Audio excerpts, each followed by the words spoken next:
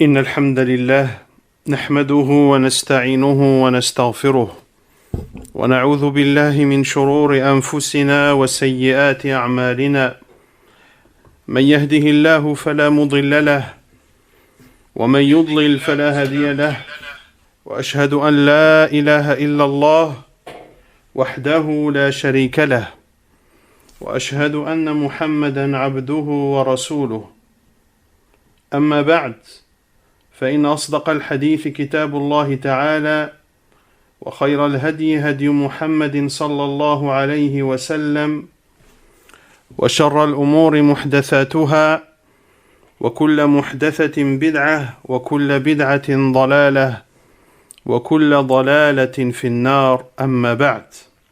Nous continuons cette série intitulée Les étapes de l'au-delà. Hier, nous avons vu l'étape du rassemblement. Allah subhanahu wa ta'ala réunira ses créatures dans la terre du rassemblement. Nous avons vu hier que les gens seront rassemblés nus, totalement dévêtus, les pieds nus, incirconcis. La première tombe qui s'ouvrira sera celle du prophète alayhi salatu wassalam. Le premier qui sera habillé sera le prophète Ibrahim alayhi salam. Quel sera l'état des gens dans cette terre du rassemblement? Allah subhanahu wa ta'ala nous donne dans son noble livre de nombreux détails et de nombreuses descriptions de l'état des gens dans cette terre du rassemblement. Quant à leur corps, comme nous avons vu précédemment, ils seront totalement dévêtus, les pieds nus et incirconcis. Quant à leur visage, ils seront humiliés et soumis. Comme l'a dit Allah subhanahu wa ta'ala, وَعَنَتِ الْوُجُوهُ لِلْحَيِّ الْقَيُّومِ وَقَدْ خَابَ مَنْ حَمَلَ ظُلْمًا. Et les visages s'humilieront devant le vivant, Al-Qayyum, celui qui subsiste par lui-même. Puis il dit Azza wa Jal dans le sens rapproché, et malheureux sera celui qui se présentera devant Allah chargé d'une injustice. Quant à leur regard,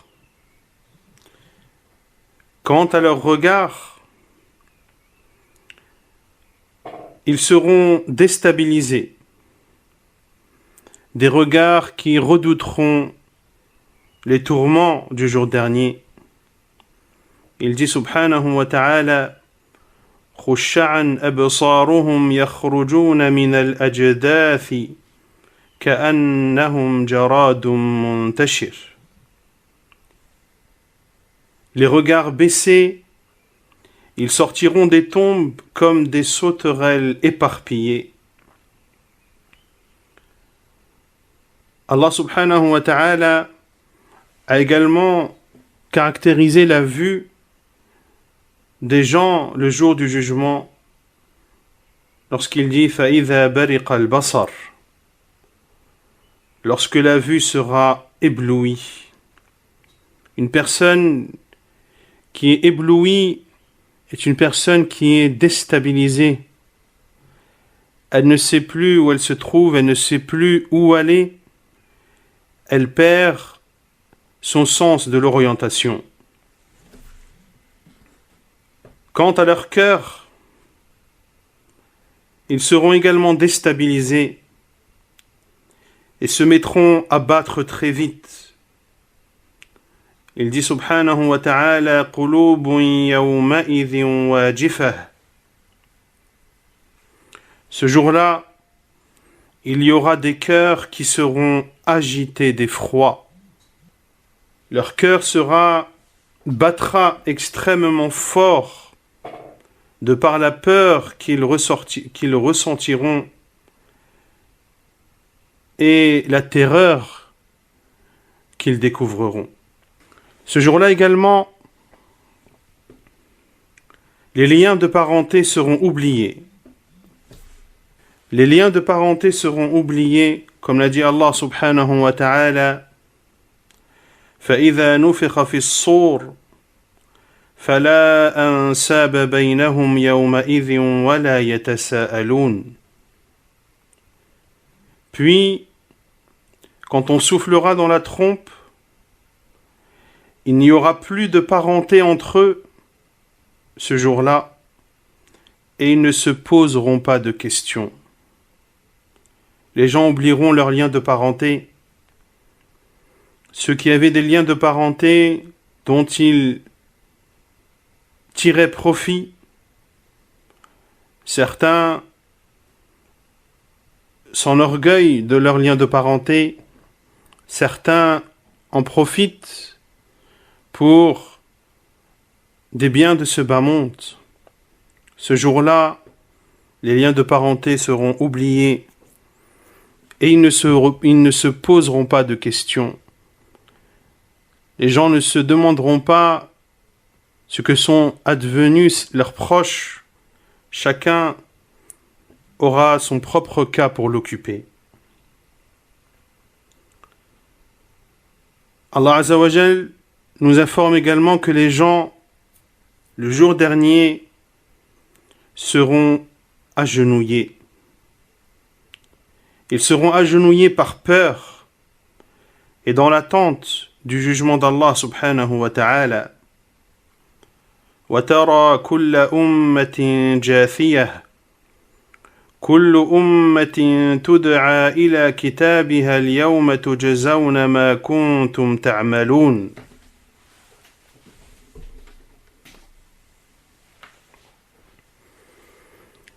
Et tu verras chaque communauté agenouillée. Chaque communauté sera appelée vers son livre. On vous rétribuera aujourd'hui selon ce que vous œuvriez. Ce jour-là, rien n'échappera à Allah subhanahu wa ta'ala. Les gens ne pourront rien cacher de leur situation à leur Seigneur subhanahu wa ta'ala. يَوْمَئِذٍ تُعْرَضُونَ لَا تَخْفَى مِنْكُمْ خَافِيَةٌ. Ce jour-là, vous serez exposés et rien de vous ne sera caché. Et dans l'autre verset de Surat At-Tariq, Allah Azza wa Jal dit يَوْمَ تُبْلَى السَّرَائِرُ, le jour où les secrets seront dévoilés. Les choses cachées, les secrets qu'avait enfouis l'être humain dans son fort intérieur, tout ceci sera exposé au grand jour, le jour du jugement. Les gens seront présentés en rang devant Allah subhanahu wa ta'ala. وَعُرِضُوا عَلَى رَبِّكَ صَفًّا لَقَدْ جِئْتُمُونَا كَمَا خَلَقْنَاكُمْ أَوَّلَ مَرَّةٍ وَزَعَمْتُمْ أَن لَّن نَّجْعَلَ لَكُمْ مَوْعِدًا. Et ils seront présentés en rang devant ton Seigneur. Vous voilà venus à nous, comme nous vous avons créé la première fois. Pourtant, vous prétendiez que nous ne remplirions pas nos promesses. Ce jour-là, les gens ne parleront pas. Il dit subhanahu wa ta'ala وَخَشَعَتِ الْأَصْوَاتُ لِلرَّحْمَنِ فَلَا تَسْمَعُ إِلَّا هَمْسًا. Et les voix baisseront devant le tout miséricordieux. tu n'entendras alors qu'un chuchotement. Et dans le verset de Surat Al-Mursalat, Allah Azza wa Jal dit « Hādhā yawmu lā yantiqūn » Ce sera le jour où ils ne peuvent pas parler. Certains pourraient se demander comment réunir entre ce verset où Allah subhanahu wa ta'ala nous dit que les gens ne pourront pas parler le jour du jugement et d'autres versets dans le livre d'Allah qui attestent que les gens parleront, comme la parole d'Allah subhanahu wa ta'ala dans Surat Al-Qiyamah يقول الإنسان يومئذ أين المفر L'homme ce jour-là dira où fuir. La réponse est que la base est que les gens le jour du jugement ne parleront pas, ne pourront pas parler. Ils ne pourront parler que si Allah subhanahu wa ta'ala leur en donne l'autorisation.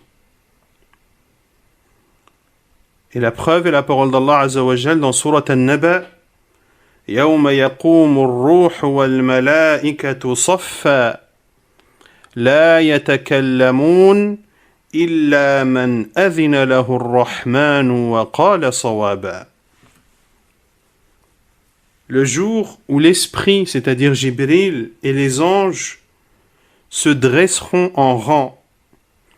Nul ne saura parler sauf celui à qui le tout miséricordieux aura accordé la permission et qui dira la vérité. Les gens dans cette terre du rassemblement seront totalement désemparés, apeurés, terrorisés. Ils seront inquiets, ils seront alarmés. L'être humain fuira même les gens qui étaient les plus proches de lui. Allah subhanahu wa ta'ala dit يَوْمَ يَفِرُّ الْمَرْءُ مِنْ أَخِيهِ وَأُمِّهِ وَأَبِيهِ وَصَاحِبَتِهِ وَبَنِيهِ. Le jour où l'homme s'enfuira de son frère, de sa mère, de son père, de sa compagne, c'est-à-dire son épouse, et de ses enfants. Car ce jour-là,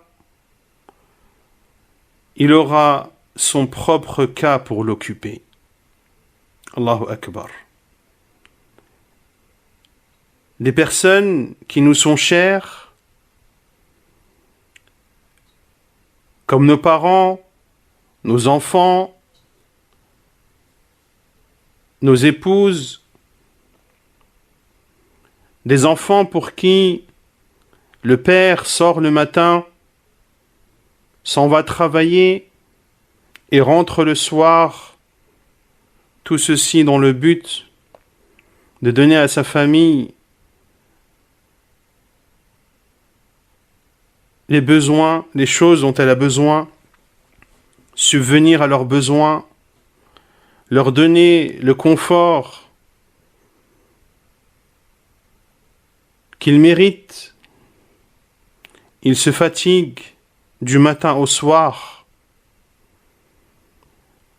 pour que ses proches ont une vie décente et une vie décente. Il se sacrifierait même pour ses enfants. Le voilà le jour du jugement qui fuira ceux qui étaient les personnes les plus proches de lui dans cette vie d'ici-bas. Ceci de par l'effroi, de par la terreur qui régnera ce jour-là, wal'iyadhu billah. Un jour extrêmement difficile qui fera en sorte que la nourrice oubliera ce qu'elle allaitait, qui fera en sorte que la femme avortera et accouchera avant le terme. Allah subhanahu wa ta'ala a dit: Ya ayyuhan nas, ittaqu rabbakum, inna zalzalata as-sa'ati shay'un 'azim. يوم ترونها تذهل كل مرضعة عما أرضعت وتضع كل ذات حمل حملها وترى الناس سكارى وما هم بسكارى ولكن عذاب الله شديد. Ô vous les hommes, craignez votre Seigneur. Le séisme de l'heure est une chose terrible. Le jour où vous le verrez, toute nourrice oubliera ce qu'elle allaitait, et toute femelle enceinte avortera de ce qu'elle portait, et tu verras les gens ivres alors qu'ils ne le sont pas, mais le châtiment d'Allah est dur. Dans ces premiers versets de Surat al-Hajj, Allah subhanahu wa ta'ala nous parle de ce tremblement qui aura lieu au moment de l'heure. Et les savants ont divergé sur quand ce tremblement va-t-il avoir lieu. Est-ce le tremblement qui aura lieu après le premier souffle dans la trompe, lorsque les gens seront foudroyés et lorsque tout être vivant disparaîtra à la surface de la terre? Ou bien ce tremblement aura-t-il lieu le jour du jugement? Deux avis des savants.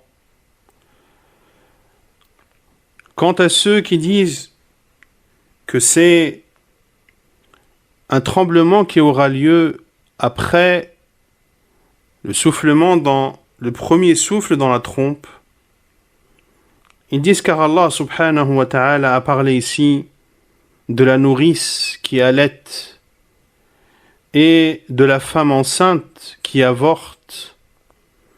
Or, il n'y aura pas de femme enceinte le jour du jugement. Ainsi, cela aura lieu lors de l'extermination de tous les êtres vivants à la surface de la terre.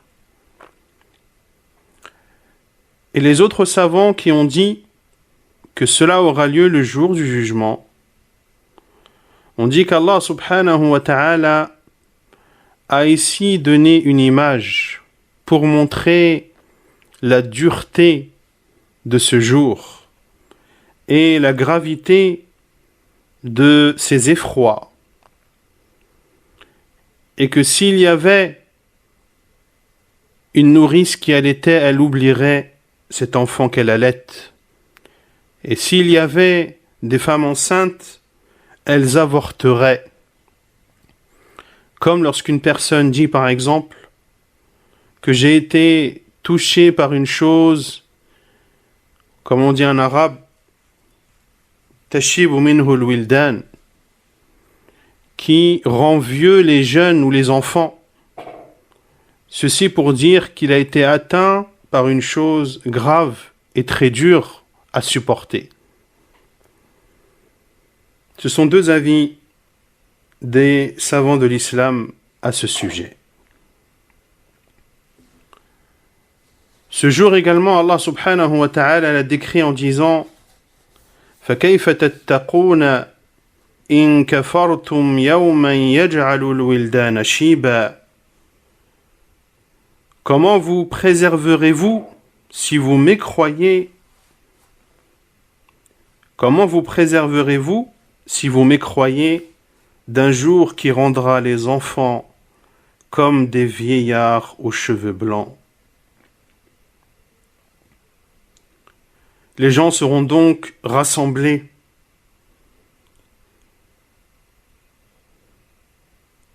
Dans cette terre de rassemblement, plein de soucis, plein de tracas, plein d'effroi, et ajouter à cela le soleil qui se rapprochera des gens. Comme cela est rapporté dans le hadith de Salim ibn Amir,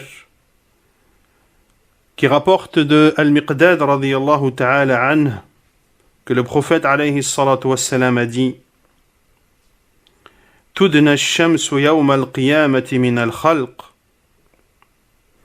hatta takuna minhum kamiqdari mil.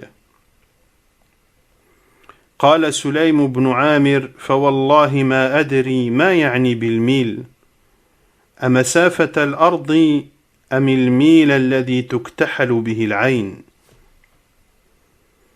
Dans le hadith de Salim ibn Amir qui rapporte de Al-Miqdad radiyallahu anhu que le prophète alayhi salatu wassalam a dit: le soleil se rapprochera des créatures le jour du jugement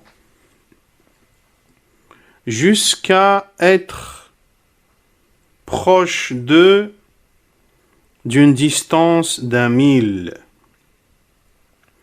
Et Sulaym ibn Amir a dit: par Allah, je ne sais pas s'il voulait dire par al-mil la distance ou s'il voulait dire par al-mil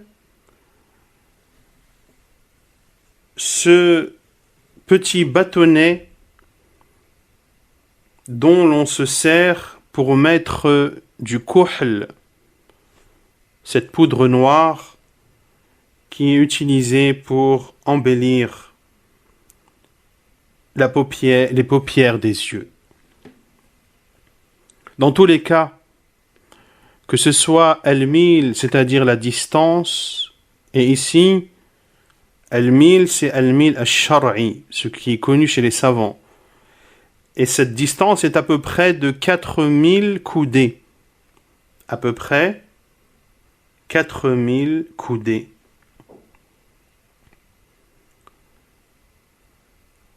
Que ce soit 4000 coudées, ou que ce soit la taille d'un doigt à peu près, dans tous les cas, le soleil sera extrêmement proche des créatures. Et l'on verra par la suite que cela provoquera une transpiration, et cette transpiration sera proportionnelle aux œuvres qu'ils auront faites dans cette vie d'ici-bas. Cette terre du rassemblement sera une terre autre que celle dans laquelle nous vivons actuellement. Allah subhanahu wa ta'ala a dit dans Sourate Ibrahim, pour nous montrer la terre dans laquelle seront réunis les gens: يَوْمَ تُبَدَّلُ الْأَرْضُ غَيْرَ الْأَرْضِ وَالسَّمَاوَاتُ وَبَرَزُوا لِلَّهِ الْوَاحِدِ الْقَهَّارِ. Le jour où la terre sera remplacée par une autre, de même que les cieux, et où les hommes comparaîtront devant Allah l'unique, le dominateur suprême. Et nous avons vu dans le cours d'hier le hadith de Sahl ibn Sa'd radiyallahu ta'ala anhu, dans lequel le prophète alayhi salatu wassalam a dit: يحشر الناس يوم القيامة على أرض بيضاء عفراء كقرصة النقي. Que les gens seront réunis le jour du jugement dans une terre blanche comme de la farine. Et dans un autre hadith, le prophète alayhi salatu wassalam a dit: ليس فيها معلم لأحد. Cette terre ne contiendra aucun repère, aucun élément qui permettrait à quelqu'un de se repérer, de savoir où il se trouve. Les personnes seront dans une immense terre blanche, plane, dans laquelle il n'y aura aucun repère. Les gens seront rassemblés de différentes façons. Et ils seront apportés dans la terre du rassemblement de différentes manières. Quant à ceux qui n'ont pas cru en Allah subhanahu wa ta'ala, ils seront traînés par leur visage.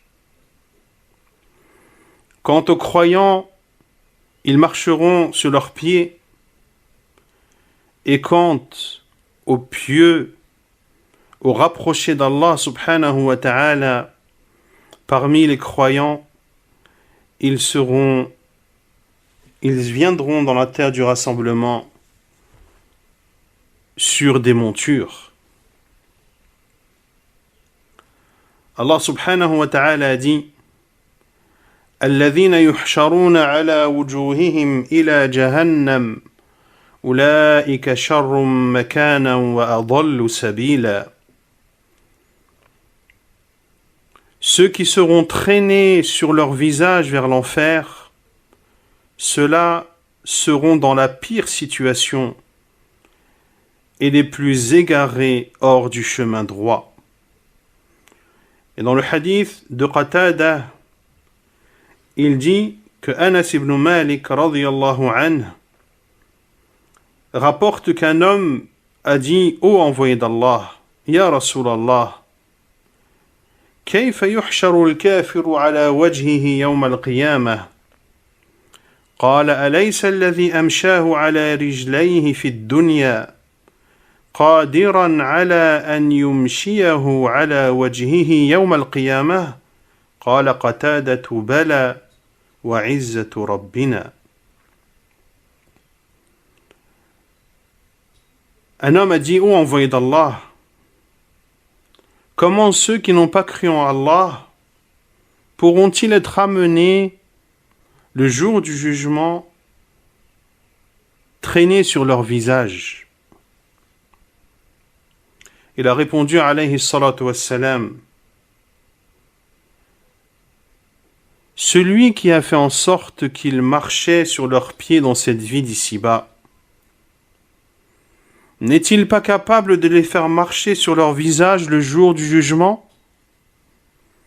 Et Qatada, le rapporteur du hadith, a dit: Wa izzatu rabbina, bien sûr, par la puissance de notre Seigneur. Quant aux croyants, Allah subhanahu wa ta'ala a dit: Yawma nahshuru al-muttaqina ila ar-Rahmani wafda. Le jour où nous rassemblerons les pieux sur des montures et en grande pompe auprès du tout miséricordieux.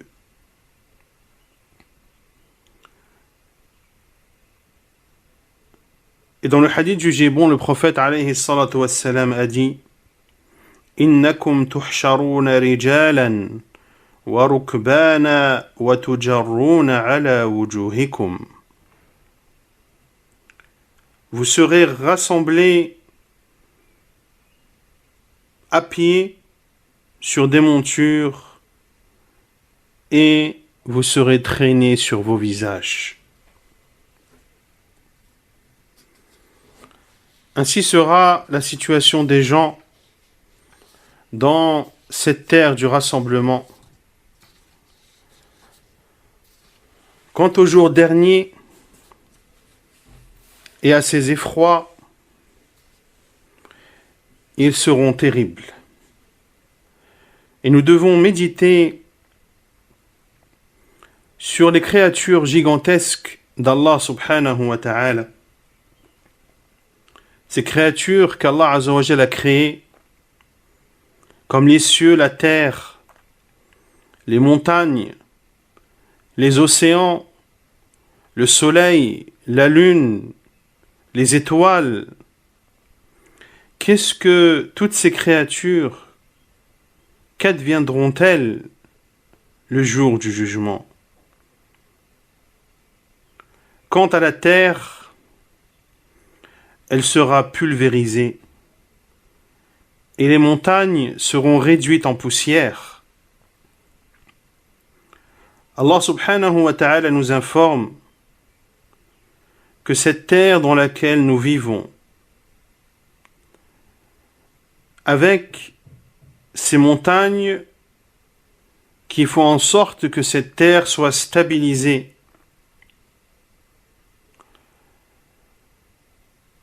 que cette terre et ces montagnes seront soulevées le jour du jugement et seront réduits en poussière. Il dit subhanahu wa ta'ala: فَإِذَا نُفِخَ فِي الصُّورِ نَفْخَةٌ وَاحِدَةٌ وَحُمِلَتِ الْأَرْضُ وَالْجِبَالُ فَدُكَّتَا دَكَّةً وَاحِدَةً فَيَوْمَئِذٍ وَقَعَتِ الْوَاقِعَةُ. Puis, quand d'un seul souffle, on soufflera dans la trompe, et que la terre et les montagnes seront soulevées, puis tassées d'un seul coup. Et il dit subhanahu wa ta'ala: كَلَّا إِذَا دُكَّتِ الْأَرْضُ دَكًّا دَكًّا. Prenez garde quand la terre sera complètement pulvérisée.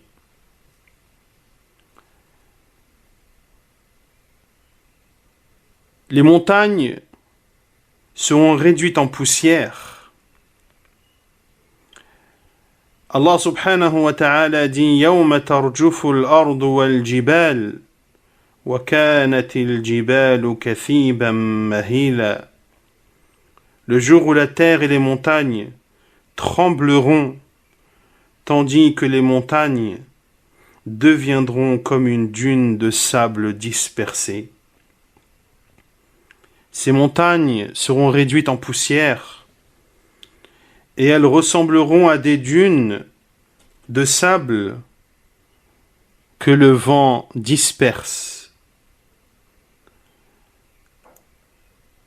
Des montagnes qui étaient constituées de roches extrêmement dures se retrouvent transformées par la puissance d'Allah subhanahu wa ta'ala en des dunes de sable.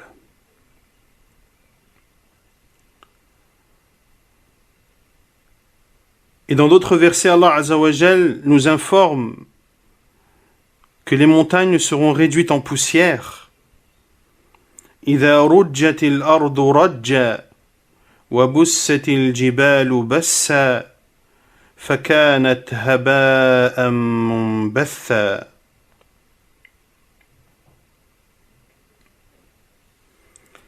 Quand la terre sera secouée violemment, et les montagnes seront réduites en miettes, et qu'elles deviendront poussière éparpillée, c'est-à-dire emportées par les vents. Allah subhanahu wa ta'ala a informé également que ces montagnes seront réduites à l'état de laine. Il dit subhanahu wa takunu al-jibalu kal-'ihn, et les montagnes comme de la laine. Et dans le verset de Surat Al-Qari'ah, وَتَكُونُ الْجِبَالُ كَالْعِهْنِ الْمَنْفُوشِ, et les montagnes comme de la laine carnée, de la laine cardée, Cardée, c'est-à-dire une laine démêlée, une laine dont les fibres ont été aérées et qui est donc plus souple et plus volatile.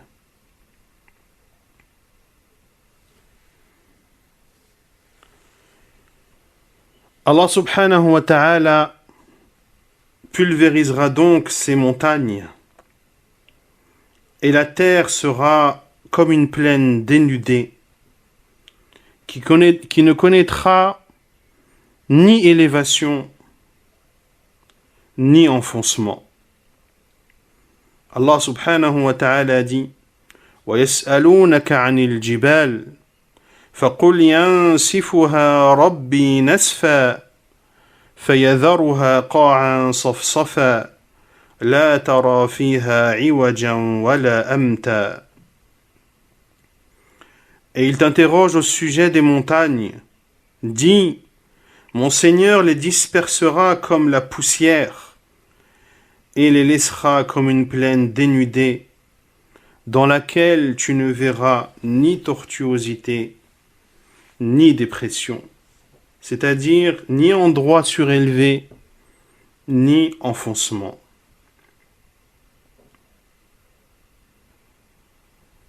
On va s'arrêter ici, Inch'Allah ta'ala,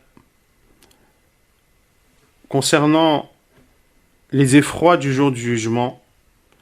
Et l'on continuera demain, Inch'Allah ta'ala, la suite des autres effrois et de ce que il adviendra des océans, du soleil, de la lune, des étoiles et des autres créatures d'Allah subhanahu wa ta'ala le jour du jugement. Qu'Allah subhanahu wa ta'ala nous préserve tous des tourments du jour dernier et qu'il nous permette de faire le plus de provisions dans cette vie d'ici-bas par la piété d'Allah subhanahu wa ta'ala, car la meilleure provision que peut réunir le musulman dans ce bas monde, des provisions qui lui seront plus que nécessaires le jour du jugement, c'est bel et bien la piété, le fait d'obéir aux ordres d'Allah subhanahu wa ta'ala et de s'éloigner de ses interdits. Wallahu a'lam, wa sallallahu wa sallam wa baraka ala nabiyyina Muhammad wa ala alihi wa sahbihi ajma'in.